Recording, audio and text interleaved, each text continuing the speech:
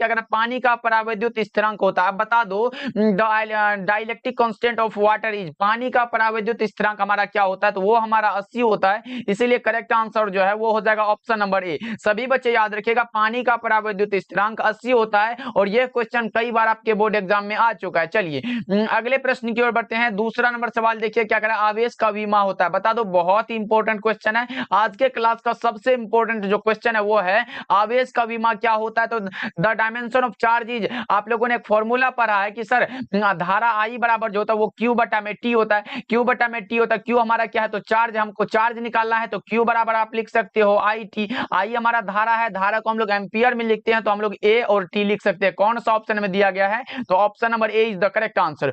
Option number A is the correct answer of this question. याद रखिए आप लोग, बहुत इंपॉर्टेंट है। ओके, चलिए तीसरे नंबर सवाल की ओर बढ़ते हैं। तीसरा नंबर सवाल देखिए आपके सामने, ये रहा, बताना इसका सही जवाब क्या होगा।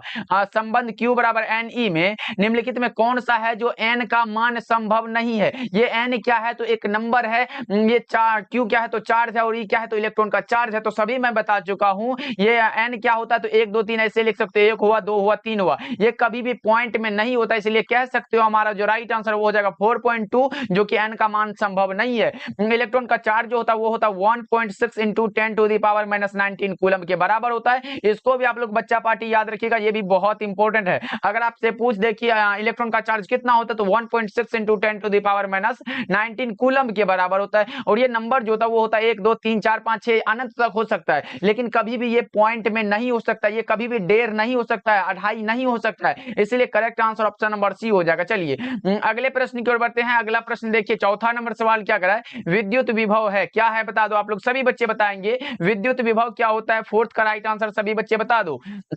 विद्युत विभव बराबर जो होता है वो क्या होता है, तो भी विद्युत विभव को हम लोग भी के द्वारा डिनोट करते हैं, जो कि इसका ऐसा ही मात्रक होता है। भी बराबर जो फॉर्मूला होता है वो होता है W upon Q, W upon Q होता है। और यह एक क्या होता है, तो स्केलर क्वांटिटी होता है, यानी कि अदिश राशि होता है। विद्युत विभव अदिश राशि है और वोल्ट बराबर जूल प्रति कूलम होता है। इसको भी आप लोग याद रखिएगा, ये भी बहुत इंपॉर्टेंट है। ओके, चलिए पांचवा नंबर सवाल की ओर बढ़ते हैं। ये रहा आपके सामने, बता दो इसका सही जवाब क्या होगा। बताएंगे सभी बच्चे, जब किसी वस्तु को आवेशित किया जाता है तो उसका द्रव्यमान क्या होता है। जब किसी भी वस्तु को आवेशित किया जाता है तो उसका द्रव्यमान क्या होता है, ये पूछा गया आप लोगों से। 5 का सही जवाब सभी बच्चे बता दो। जब किसी वस्तु को आवेशित किया जाता है तो उसका द्रव्यमान बढ़ या फिर घट सकता है। राइट आंसर डी हो जाएगा। 5 का डी बिल्कुल राइट आंसर हो जाएगा बच्चा पार्टी, याद रखिएगा, ये भी क्वेश्चन बहुत ही इंपॉर्टेंट है। ओके, चलिए अगले प्रश्न की ओर बढ़ते हैं। अगला प्रश्न ये रहा आपके सामने, 6 नंबर सवाल है, कूलम्ब बल क्या है। कूलम्ब बल जो होता है वो क्या होता है, बता दो आप लोग। 6 का राइट आंसर, कूलम्ब बल क्या होता है। केंद्रीय बल होता है, विद्युत बल होता है, ए और बी दोनों होता है, या इनमें से कोई नहीं। 6 का सही जवाब सभी बच्चे बता दो।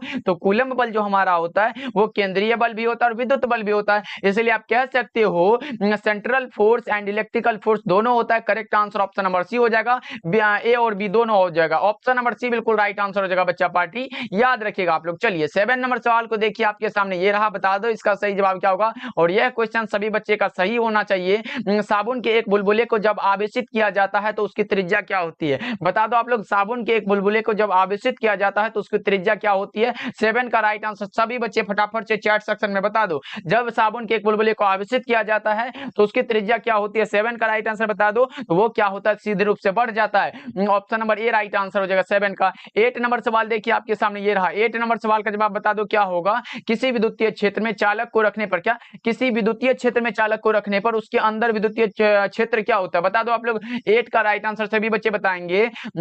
किसी विद्युतीय क्षेत्र में चालक को रखने पर उसके अंदर विद्युतीय क्षेत्र का जो मान होता है वो क्या होता है। 8 का राइट आंसर, अगर अंदर रखा गया हो तो यह हमेशा 0 होता है, शून्य होता है। सही जवाब ऑप्शन नंबर सी हो जाएगा। 8 का सी करेक्ट आंसर हो जाएगा बच्चा पार्टी, सभी बच्चे याद रखोगे, ये बहुत इंपॉर्टेंट क्वेश्चन है। चलिए 9 नंबर सवाल को देखिए आपके सामने, ये रहा, बता देना इसका सही जवाब क्या होगा। किसी संधारित्र की धारिता का मात्रक क्या होता है। बता दो बच्चा पार्टी, किसी संधारित्र की धारिता का जो मात्रक होता है वो क्या होता है। किसी संधारित्र की धारिता का जो मात्रक होता है वो हमारा फैराड होता है। सही जवाब ऑप्शन नंबर सी होगा। 9 का सी राइट आंसर हो जाएगा बच्चों, याद रखिएगा आप लोग। चलिए अगले प्रश्न की ओर बढ़ते हैं। 10 नंबर सवाल का जवाब बताना सभी बच्चे। 10 नंबर सवाल का जवाब बता दो। 1 वोल्ट बराबर क्या होता है। अभी तो मैंने बताया, जस्ट मैंने बताया, वो जो पूछा गया था कि विद्युत विभव क्या है, वो मैंने बताया कि वो क्या है, तो अदिश राशि है। और वह मैं बताया था कि विद्युत विभव का ऐसा ही मात्रक वोल्ट होता है और V बराबर W अपॉन Q होता है। तो W क्या है, तो जूल हो जाएगा इसका मात्रक, और Q चार्ज का कूलम हो जाएगा, यानी कि जूल प्रति कूलम हो जाएगा। तो देख लो कौन सा ऑप्शन में मिला लो ना, ऑप्शन नंबर बी हो जाएगा